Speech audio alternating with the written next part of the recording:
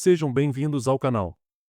A história de hoje toca em uma ferida que muitos de nós tentamos esconder, o peso de carregar uma família inteira nas costas enquanto somos invisíveis para aqueles que mais amamos. Imagine ser a base de tudo, pagar as contas e garantir a segurança de quem você ama, apenas para descobrir que a sua lealdade foi usada contra você. Esta é a jornada de Helena, uma mulher que precisou escolher entre o conforto do silêncio e a dor libertadora da verdade. Prepare-se para uma ceia de Natal onde as máscaras caem e a justiça finalmente se senta à mesa. Antes de começarmos, se você valoriza histórias reais sobre superação e coragem, deixe o seu like, inscreva-se no canal e ative o sininho. Sua participação ajuda estas mensagens a chegarem a quem mais precisa. Meu nome é Helena e eu sou o que as pessoas chamam de contadora forense. Meu trabalho é encontrar o que os outros tentam esconder sob tapetes caros. Eu sigo o rastro do dinheiro através de planilhas frias e das mentiras que as pessoas contam para si mesmas. Mas dentro desta casa, dentro deste lar que meu pai passou a vida toda pagando, eu sou apenas a Helena. A filha que estuda demais, a mulher que deveria estar casada, mas que serve para polir a prataria da família. Eu estava na cozinha, ajustando o avental de linho branco sobre o meu vestido de trabalho, um contraste que definia minha vida. Lá fora, na sala de estar, as pérolas da minha mãe, as de Dona Irene, brilhavam sob a luz amarela. Ela falava com os convidados sobre sacrifício e tradição enquanto eu, a mulher que ganha 6 dígitos auditando empresas e desmascarando fraudes, estava picando cebolas para o peru. Eu olhei para o relógio Cuco na parede da sala de jantar. TRA, TRA, TRA. Aquele som metálico era a única coisa que me entendia. Eu passei a vida sendo a estrutura invisível desta família. Eu paguei as contas que ela esquecia. Eu organizei os impostos do meu pai até o dia em que ele morreu. Mas para eles, meu sucesso era um erro, uma falha que eu tinha que compensar servindo como uma empregada de luxo durante os feriados. Tudo para que ninguém percebesse que a família tradicional estava por um fio. O som do motor do carro de luxo do Gustavo cortou o silêncio do nosso bairro como uma provocação. Ele entrou na casa com a aura de alguém que é dono da rua, embora não fosse dono nem da própria dignidade. Meu irmão é o que chamam de orgulho da família, mas na minha mesa de auditoria, ele é apenas um prejuízo que ninguém quer admitir. Helena, onde está meu uísque? Ele gritou da sala, sem nem olhar na minha direção. Irene correu para encontrá-lo, seu rosto iluminado por uma adoração cega que ela nunca, em 30 anos, direcionou a mim. Meu filho, você parece exausto. O trabalho está te matando. Eu senti o gosto amargo na boca. O trabalho não estava matando Gustavo. O que o estava matando era a vida de aparências, as apostas que ele fazia em segredo e as garrafas que ele abria para fingir uma importância que ele não tem. Eu sabia de tudo. Eu tinha senhas do computador que ele deixava aberto. Eu tinha visto os rastros de desespero. Eu tenho toque, uma obsessão por ordem que me persegue desde os 8 anos. Esse traço me transformou em uma auditora implacável, mas dentro dessa casa é a minha maldição. Eu entrei no escritório do meu pai apenas para arrumar o caos que Irene deixou, mas quando meus dedos tocaram aquela pasta de couro, meu mundo parou. A escritura da casa estava no nome do Gustavo e grampeada atrás, o rastro da podridão digital. Gustavo tinha drenado cada centavo que meu pai deixou na conta e agora tinha colocado o teto da nossa mãe como garantia para dívidas de jogo. Tudo assinado pela minha própria mãe. Naquele momento eu caí de joelhos no chão frio. As últimas palavras do meu pai no leito de morte queimaram no meu peito. Helena, cuide da nossa família. Eu comecei a chorar, percebendo quanto eu tinha falhado até então. Eu entendi que o legado dele estava sendo jogado no lixo pela fraqueza de um, pela cegueira da outra, e pela minha própria omissão. Eu achei que cuidar significava fechar os olhos e pagar as contas em segredo. Eu achei que proteger significava manter as aparências. Mas ao esconder a verdade para evitar conflito, eu fui tão culpada quanto eles. Eu fui a cúmplice silenciosa da nossa destruição. Eu não estava perdendo apenas uma casa. Eu estava vendo a dignidade do meu pai ser pisoteada porque eu tive medo de dizer não. Eu sequei minhas lágrimas e olhei para o retrato dele na mesa. A promessa de cuidar da família finalmente ganhou um novo significado. Para honrar seu nome, eu teria que parar de ser o escudo que permitia que eles continuassem pecando. Eu ia abrir a ferida para que ela pudesse finalmente ser curada. Eu não sei quanto tempo fiquei sentada naquele chão frio, mas quando o cuco bateu 6 da tarde, a Helena auditora assumiu o controle. Se eles queriam jogar no escuro, eu traria a luz. Durante os meses que antecederam o jantar, eu usei meu toque como disfarce, uma justificativa para acessar documentos sem a suspeita deles. Enquanto Irene e Gustavo me viam mexendo em pastas e limpando o escritório até tarde da noite, eles apenas riam. Lá vai a Helena com suas manias, eles diziam, achando que eu era apenas uma mulher obcecada por organização. Eles não percebiam que minha crise de limpeza era, de fato, uma auditoria forense completa. Sob o pretexto de deixar tudo impecável para o Natal, eu descobri que era eu quem estava mantendo aquela casa de pé, sem saber. Eu descobri que as taxas de manutenção que eu pagava para minha mãe eram, de fato, os juros da hipoteca que Gustavo tinha feito para alimentar seu vício. Eu preparei o banquete com precisão cirúrgica enquanto ouvia a zombaria de Gustavo sobre o meu apartamento alugado. Eu engoli cada humilhação enquanto tomava a decisão mais difícil da minha vida. Eu parei de pagar. Cancelei as transferências que impediam o banco de tomar a propriedade. No papel, a casa estava em processo de execução. Na realidade, o tempo deles tinha acabado. Eles achavam que eu estava apenas espanando pó, mas eu estava removendo o suporte que os impedia de cair. Finalmente o dia de Natal chegou, o primeiro sem o meu pai. A sala de jantar estava impecável. A luz amarela dos lustres refletia nas taças de cristal que ele comprou com tanto orgulho. Sentados à mesa estavam os vizinhos influentes, pessoas que Irene cultivava como troféus de status para esconder a podridão da nossa realidade. Eu estava lá na ponta da mesa com meu avental branco, servindo vinho como uma sombra silenciosa. Helena, não deixe o copo do doutor ficar vazio, Irene ordenou com aquele tom de quem fala com um objeto decorativo. Gustavo estava no centro das atenções, contando histórias mentirosas sobre suas operações de risco na bolsa de valores. Mas na verdade, ele estava perdendo tudo em cassinos online enquanto fingia ser um gênio financeiro. Todos ouviam hipnotizados enquanto ele bebia o uísque que eu, com meu salário de auditora, tinha comprado para manter as aparências. Eu olhei para o relógio cuco. 11h55. O ar na sala parecia carregar eletricidade. Eu senti o envelope pardo escondido sob o pano de prato, contendo a notificação de despejo que eu fiz questão de interceptar. Comecei a recolher os pratos, sentindo o olhar de deboche do Gustavo. Minha irmã é o coração desta casa, ele disse, indo para os convidados. Sem ela, estaríamos perdidos na cozinha, não é, mamãe? Irene soltou uma risadinha forçada. Ela faz o que pode, Gustavo. Cada um tem seu domingo.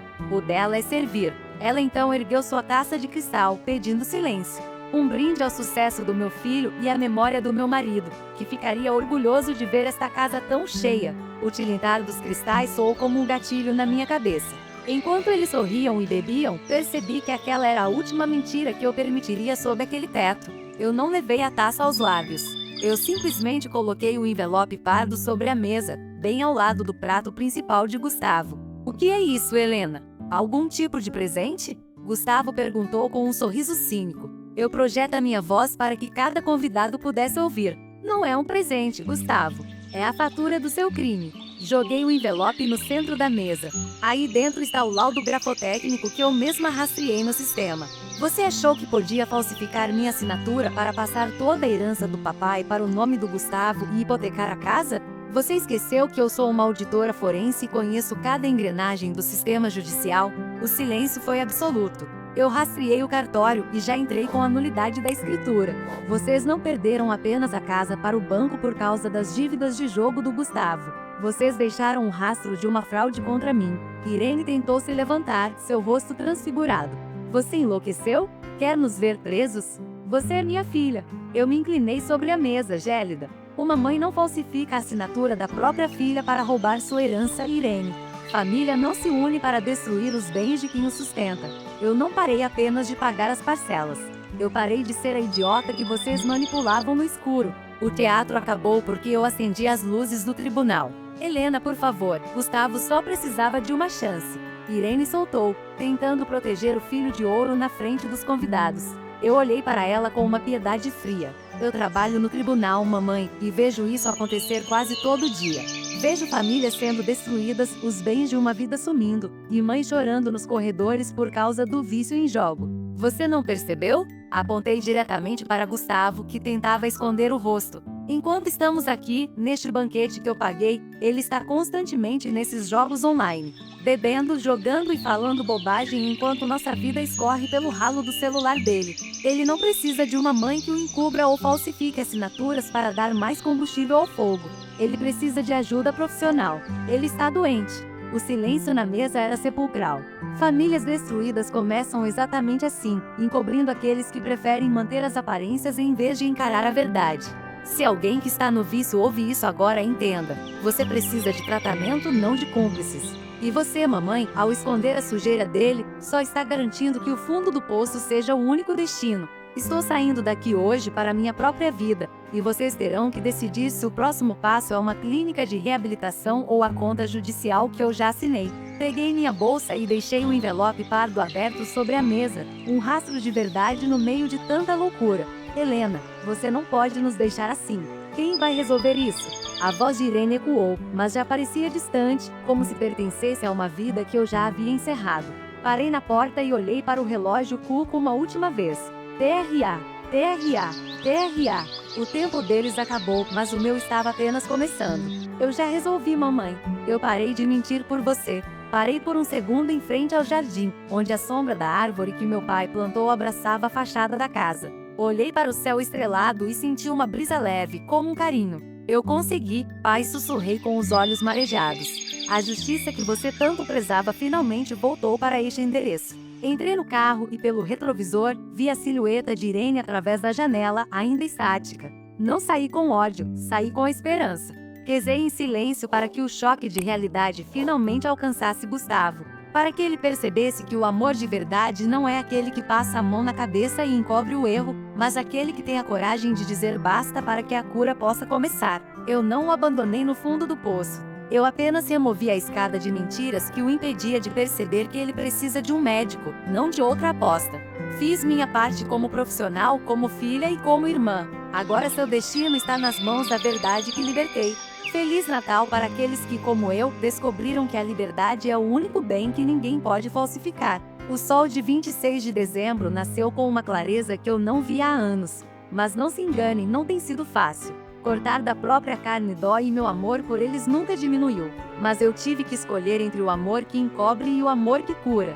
Recebi as mensagens desesperadas, mas não recuei. Trabalho no tribunal e sei que o próximo passo seria a prisão, mas não vou deixar a polícia prender ninguém. Embora tenham cometido um crime de fraude contra mim, ainda são minha família. E eu sei que meu pai, apesar de estar profundamente decepcionado com Gustavo e Irene, nunca iria querer ver seus nomes em um registro policial. Já usei meus contatos para garantir que o processo de fraude seja convertido em uma reparação civil. Não quero vê-los atrás das grades, quero vê-los fora do abismo. Enviei o contato da clínica de reabilitação e disse a Irene: o dinheiro acabou, mas minha mão estendida para o tratamento ainda está aqui. Quebrar a espiral do silêncio foi o ato mais difícil da minha vida, mas foi o único que restou. Hoje moro no meu apartamento, cercada pela paz que dinheiro nenhum compra e pela alegria dos meus 2 Golden Retrievers, Thor e Luna, que são os únicos que nunca falsificariam minha lealdade. Como auditora, fiz o que faço de melhor: um acordo civil não negociável. Não deixei o caso virar um processo criminal. Em vez de prisão, exigi reabilitação. A cláusula era clara: ou Gustavo entrava na clínica e Irene buscava apoio psicológico profissional, ou a denúncia de fraude seguiria seu curso. Transformei a punição na salvação deles.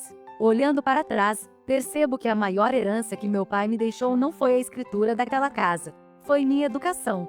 Foi o valor do estudo que me deu o poder de viver muito bem hoje, sem precisar enganar ninguém para ter o que é meu. Sinto que ele está orgulhoso, porque finalmente alguém quebrou a espiral do silêncio.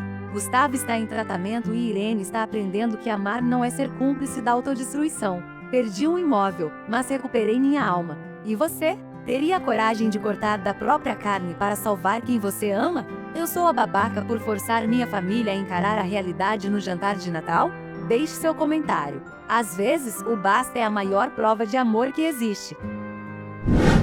Às vezes, amar alguém significa ter a coragem de ser o vilão da história deles para que eles possam, finalmente, ser os heróis da própria cura. Helena nos ensinou que o perdão não é ser cúmplice do erro, mas sim oferecer o caminho para a mudança, mesmo que isso custe o nosso próprio conforto. Se esta história tocou seu coração ou te fez refletir sobre os limites do amor e da lealdade, não esqueça de deixar o seu gostei. Isso é muito importante para nós. Inscreva-se para não perder os próximos relatos e ative as notificações. O amor que acoberta o vício e a mentira é um amor que condena. A verdadeira lealdade não está em evitar o conflito, mas em enfrentar a verdade para salvar o que ainda resta de dignidade. Muitas vezes, o não mais difícil que dizemos para alguém é, na verdade, a única chance que essa pessoa tem de se encontrar novamente. O silêncio pode manter as aparências, mas apenas a verdade pode restaurar uma vida. E agora, eu quero ouvir você, e você teria a força de Helena para dar esse basta? O que você faria no lugar dela? Comente abaixo, pois sua opinião é fundamental para a nossa comunidade.